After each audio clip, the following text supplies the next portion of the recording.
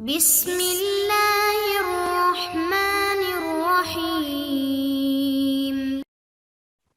بسم اللہ الرحمن الرحیم۔ الحمد للہ وکفا وسلام علی عبادہ الذین اصطفى، اما بعد۔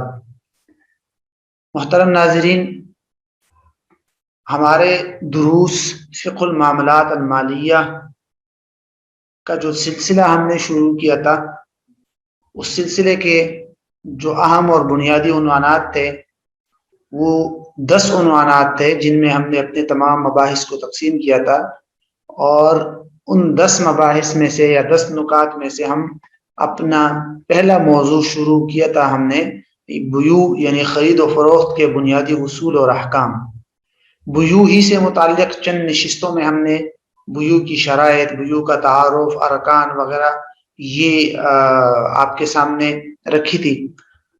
آج ہم بیوع ہی سے متعلق ایک اور نقطہ یا ایک اور بحث شروع کر رہے ہیں جو آپ کے سامنے ہیں۔ بنیادی طور پر آج کی ہماری جو نشست ہے اس مکمل سلسلے کی، وہ ہے نشست نمبر 12، اور اسی موضوع کو ہم نشست نمبر 13 میں بھی لے کر چلیں گے۔ تو نشست نمبر 12 اور 13 میں ہم یہ ایک قسم یا ایک موضوع ہے جس کو بیع صحیح کہتے ہیں، اس کا تعارف اور بنیادی اصول و ضوابط آپ کے سامنے پیش کریں گے۔ بیع صحیح سے پہلے ایک بات ذہن میں رکھنا بہت ضروری ہے کہ آج سے جو ہماری نشستیں شروع ہو رہی ہے، اگلی چند نشستوں تک بیوع کی مختلف قسمیں اور ہر قسم کا تعارف اور بنیادی اصول و ضوابط پر ہوں گی۔ تو بیوع کی اقسام یا ٹائپس آف سیل جس کو کہہ سکتے ہیں، ٹائپس آف سیل یعنی خرید و فروخت کی چند قسمیں ہیں جن کو فقہاء نے الگ الگ نام دیا ہے۔ تو ان کو ہم 2 حصوں میں تقسیم کر سکتے ہیں، یعنی جائز قسمیں اور پھر ناجائز قسمیں۔ کچھ قسمیں ایسی ہیں خرید و فروخت کی جو جائز ہے، تو سب سے پہلے ہم جائز قسموں کی ایک ترتیب مکمل کریں گے، اور اس کے بعد پھر جو شریعت کی نظر میں ناجائز قسمیں ہیں اس کی بھی ترتیب مکمل کریں گے۔ تو اس طرح ٹائپس آف سیل یا بیوع کی اقسام ہماری مکمل ہو جائے گی۔ تو جو جائز قسمیں ہیں خرید و فروخت کی، تو وہ بنیادی طور پر ان میں سے جو پہلی قسم ہے بیع صحیح، وہ آج ہم شروع کر رہے ہیں۔ تو اسی کو ہم اس کا تعارف اور اس کے بنیادی نکات آپ کے سامنے پیش کریں گے۔ بیع صحیح کو ہم نے اس کے تمام مباحث کو سمجھنے کے لیے یہ 4 باتیں ذہن میں رکھنا اور یہ 4 نکات ذہن میں رکھنا بہت ضروری ہے۔ پہلا نقطہ یہ کہ بیع صحیح کا مفہوم کیا ہے، اس کا مطلب کیا ہے۔ دوسرا بنیادی نقطہ ہے بیع صحیح کے احکام، یعنی بیع صحیح کے بنیادی اصولی احکام کیا ہے۔ تیسرا جو نقطہ ہے بیع صحیح سے متعلق وہ ہے زمان کے مسائل، رزق کے مسائل، کہ چیز ضائع ہو گئی تو کون اس کا ذمہ دار ہوگا، نقصان کون برداشت کرے گا۔ اور چوتھا اور آخری نقطہ بیع صحیح سے متعلق وہ ہے کہ کون سی چیزیں مبیع میں داخل شمار کی جائیں گی اور کون سی نہیں۔ یعنی اس کا مطلب یہ ہوگا کہ میں اگر کسی سے کوئی چیز خریدتا ہوں تو اس چیز کے اندر اس اضافی طور پر کون کون سی چیزیں شامل ہوگی۔ میں گھر خرید رہا ہوں تو کیا اس کے اندر پنکھے اور لائٹیں یہ چیزیں بھی داخل ہوں گی، فون جو وہاں لگے ہوئے، اے سی، ایئر کولر، یہ جو چیزیں لگی ہوئی ہے کیا وہ بھی گھر کے اندر شامل ہو جائیں گی یا نہیں۔ تو اس کے لیے چند اصول فقہاء نے مقرر کیے ہیں، ان اصولوں کو مد نظر رکھ کر ہم اس پوائنٹ کو دیکھیں گے کہ کون سی چیز بغیر تذکرے کے مبیع میں داخل ہوں گی اور کون سی چیزوں کا تذکرہ کیا جائے گا اور تذکرہ کرنے کے بعد ہی وہ مبیع میں داخل سمجھی جائے گی۔ تو یہ بنیادی طور پر ہمارے پاس بیع صحیح کے 4 نقطے ہیں۔ جہاں تک پہلا نقطہ ہے بیع صحیح کا مفہوم، بیع صحیح کا آسان مفہوم یوں کہہ سکتے ہیں آپ کہ خرید و فروخت کا ایسا کانٹریکٹ یا ایسا عقد جس کے اندر شریعت کی مقرر کردہ تمام شرائط پائی جائے، یعنی اس میں کسی قسم کی کوئی بھی خرابی نہ ہو، تو وہ بیع صحیح ہے۔ آسان الفاظ میں آپ اس کا مطلب یوں بھی بیان کر سکتے ہیں کہ ہم نے جو بیوع کی اقسام پڑھی تھی، ان اقسام بیوع کی شرائط پڑھی تھی، اقسام نہیں، بیوع کے لیے ہم نے شرائط کا تذکرہ کیا تھا، شرائط انعقاد، شرائط صحت، شرائط نفاذ، شرائط لزوم وغیرہ، وہ تمام شرائط موجود ہو تو بیع صحیح ہے۔ البتہ فقہا جب اس کی تعریف کرتے ہیں تو فقہا نے اس کی یوں تعریف کی ہے جیسے کہ بیع المال المتقوم الحائز على جميع اوصافه الشرعیہ المقبول شرعا. کیا مطلب ہوگا کہ بے صحیح کس کو کہتے ہیں؟ ایسے مال کو بیچنا المتقوم جو قیمتی چیز ہو، متقوم ہو، مال بھی ہو متقوم بھی ہو، ایسی چیز کو بیچنا. الحائز علی جمیع اوصافہ الشرعیہ، شریعت کے تمام اوصاف کا جامع ہو، وہ کانٹریکٹ، وہ خرید و فروخت کا معاملہ تمام شرعی اوصاف کے حامل ہو، جامع ہو. یعنی شریعت نے جتنی شرائط اور صفات اس کے لیے مقرر کی ہے کہ ایسی چیز بیچی جائے جو جائز ہو وغیرہ وغیرہ، وہ تمام اس میں پائی جائے. المقبول شرعن، شرعن مقبول ہو. آسان الفاظ میں آپ یوں کہہ سکتے ہیں کہ المقبول شرعن، ہر بے کل بیع مقبول شرعن، ہر وہ خرید و فروخت کا معاملہ، ہر وہ کانٹریکٹ جو شریعت کی نظر میں مقبول ہو، شریعت نے اس کو قبول کیا ہو، شریعت کی اصولوں اور شرائط کو کے مطابق ہو، اس پر پورا اترتا ہو، تو وہ بے صحیح ہے. تو آسان الفاظ میں یہی اس کی تعریف کی جاتی ہے. اگلا دوسرا جو پوائنٹ تھا ہمارا، دوسرا نقطہ، وہ ہے بے صحیح کے احکام. بے صحیح کے کئی احکام ہیں.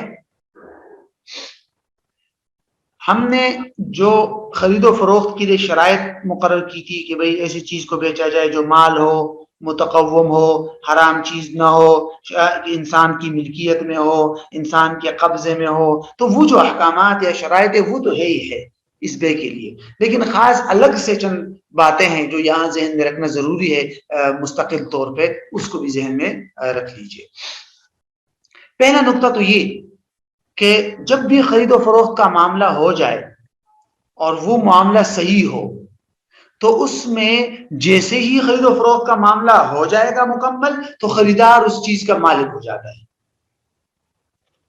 خریدار اس چیز کا مالک تصور کیا جاتا ہے. مثلا میں نے کسی سے بکری خرید لی، پیسے دے دیے، معاملہ مکمل ہو گیا، تو بس میں جو ہے اس بکری کا مالک ہو گیا. ہاں البتہ دو ایسے معاملات ہیں جس کی تفصیلات بعد میں آئے گی. ایک بے سلم اور دوسری قسم ہے استثناء، جس میں چیز بعد میں جا کے وصول کی جاتی ہے. تو اس میں صرف کانٹریکٹ کرنے سے انسان چیز کا مالک نہیں بنتا، بلکہ بعد میں جب انسان قبضہ کرے گا تب انسان کو اس چیز پر ملکیت حاصل ہوتی ہے. تو بے سلم اور استثناء میں خریدار کو ملکیت تب حاصل ہوگی جب وہ باقاعدہ اس چیز پر قبضہ کرے گا بعد میں. لیکن ان دونوں کے علاوہ جیسے بھی خرید و فروخت کا معاملہ ہو جائے گا تو خریدار اس چیز کا مالک ہو جائے گا، اور خریدار کو حق حاصل ہوگا کہ وہ اس چیز کا مطالبہ کرے کہ میں اس چیز کا مالک ہوں، اب مجھے دے دی جائے میری چیز. یہی وجہ ہے کہ علماء نے لکھا ہے کہ اگر ایک معاملہ ہو جائے خرید و فروخت کا اور اس کے بعد مبیع کے اندر اضافہ ہو جائے تو وہ اضافہ خریدار کا حق ہے. میں نے آپ سے بکری خریدی، آپ کو پیسے دے دیے، اور میں نے آپ کو کہا کہ 1-2 دن کے لیے امانت رکھ دی بکری، میں کل آ کے لے جاؤں گا. ابھی میں لے کر نہیں گیا، 1-2 دن میں بکری کا بچہ پیدا ہوا تو وہ میرا ہوگا. کیوں؟ اس لیے کہ جیسے ہی خرید و فروخت کا معاملہ ہو گیا تھا اس بکری کا میں مالک ہو چکا ہوں، اس لیے اس کے اندر جو اضافہ ہوگا وہ بھی اس کا بھی میں مالک ہوں گا. بے صحیح کے احکام کے لیے دوسری بات یہ ذہن میں رکھ لیجئے کہ اگر خرید و فروخت کا معاملہ نقد ہے تو خریدار پر فوراً قیمت دینا لازم ہے. سمپل سی بات ہے، اس میں دوسری کوئی بات ہی نہیں کہ اگر معاملہ جو ہے وہ نقد ہے تو فوراً قیمت ادا کرے. ہاں اس کے مقابل میں کیا مطلب نکلے گا، اس کا مفہوم مخالف ہی نکلے گا کہ اگر معاملہ نقد نہیں ہے بلکہ ادار معاملہ ہے، بیع المؤجل ہے، تو پھر فوراً قیمت دینا ضروری نہیں ہے، بلکہ جو ٹائم آئے گا اگر قسطوں میں ہے تو جو بھی قسط کا ٹائم آئے گا اس وقت پھر قیمت دینا ضروری ہوگی. تیسرا پوائنٹ یا تیسرا حکم بے صحیح کا یہ ہے کہ اگر بے صرف ہو یا بے مقایضہ ہو تو ان دونوں میں حکم یہ ہے کہ ایک ہاتھ چیز دو، ایک ہاتھ چیز لو. جہاں تک بے صرف اور مقایضہ کے علاوہ خرید و فروخت کا معاملہ ہے تو اس میں اصول یہ ہے کہ پہلے قیمت دی جائے گی، پھر اس کے بعد چیز حوالے کی جائے گی.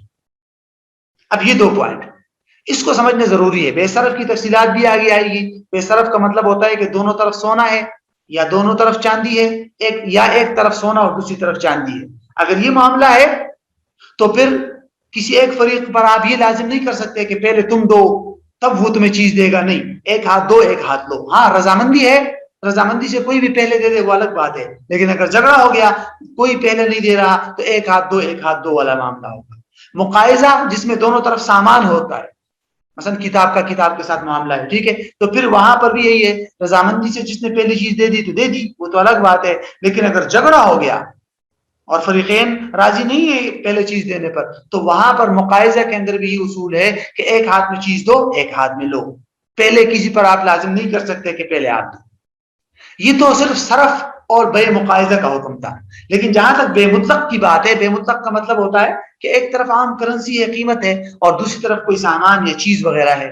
مثال کے طور پر میں نے دکاندار سے کوئی چینی وغیرہ خرید لی، ٹھیک ہے، عام معاملہ ہے، تو اس میں اصول یہ ہوگا کہ اگر آپس کی رضامندی سے کسی نے پہلے قیمت دے دی اور چینی بعد میں لے لی، یا چینی دکاندار نے پہلے دے دی اور قیمت آپ نے بعد میں دے دی، تو رضامندی سے تو کوئی بھی صورت ہو سکتی ہے. لیکن اگر کوئی بھی تیار نہیں ہے، مثلا خریدار کہہ رہا ہے کہ پہلے چینی دو، دکاندار کہہ رہا ہے نہیں پہلے پیسے دو، اور جھگڑا ہو گیا، تو وہاں شرعی اصول یہ ہے، شرعی حکم یہ ہے کہ پہلے قیمت دی جائے گی، اس کے بعد مبیع حوالے کیا جائے گا.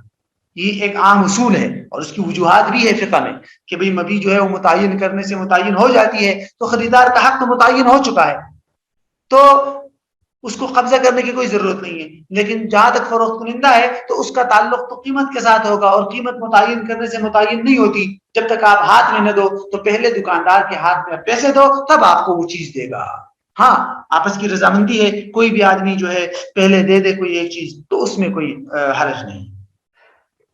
چوتھا نقطہ یہ ہے کہ اگر معاملہ نقد ہے، ادار نہیں ہے، تو قیمت کی وصولی تک جو دکاندار یا فروخت کنندہ ہوتا ہے اس کو شریعت نے یہ حق دیا ہے کہ وہ مبیع اپنے پاس روک سکتا ہے. مثلا وہ یہ کہہ سکتا ہے کہ بھئی پہلے قیمت دو، جب تک تم پیسے نہیں دو گے میں تمہیں یہ چیز نہیں دوں گا، جس کو فقہ کے اندر حبس المبیع لاستیفاء الثمن کہتے ہیں. حبس المبیع لاستیفاء الثمن، یعنی قیمت کی وصولی کے لیے مبیع کو روکے رکھنا. تو ہر فروخت کنندہ، ہر سیلر کو شریعت نے یہ حق دیا ہے کہ اگر نقد معاملہ ہے تو اس میں وہ چیز اس وقت تک نہ دے جب تک کہ اس کو قیمت نہیں ملی. ہاں اگر ادار معاملہ ہے تو پھر وہ یہ مطالبہ نہیں کر سکتا کہ پہلے قیمت دو تب میں چیز دوں گا، نہیں. ادار معاملہ میں تو اس نے اپنا حق خود ڈیلے کر دیا، مؤخر کر دیا، آپ نے خود کہہ دیا کہ قیمت 2 مہینے بعد دو. تو جب آپ نے ایک مرتبہ ادار معاملہ کر دیا، اب مبیع اور چیز دے دو فوراً، قیمت بعد میں ملے گی. تو بیع مؤجل کے اندر حبس المبیع لاستیفاء الثمن کا حق نہیں ہوتا بائع کو، جبکہ نقد بیع کے اندر اور بیع الحال کے اندر بائع کو حبس المبیع لاستیفاء الثمن کا حق حاصل ہوتا ہے. تو یہاں تک یہ ہمارا دوسرا پوائنٹ مکمل ہو گیا. اس کے بعد بیع صحیح کے 4 پوائنٹ میں سے 2 پوائنٹ ہمارے مکمل ہو گئے. اگلے 2 پوائنٹس انشاءاللہ ہم نشست نمبر 13 کے اندر پڑھیں گے.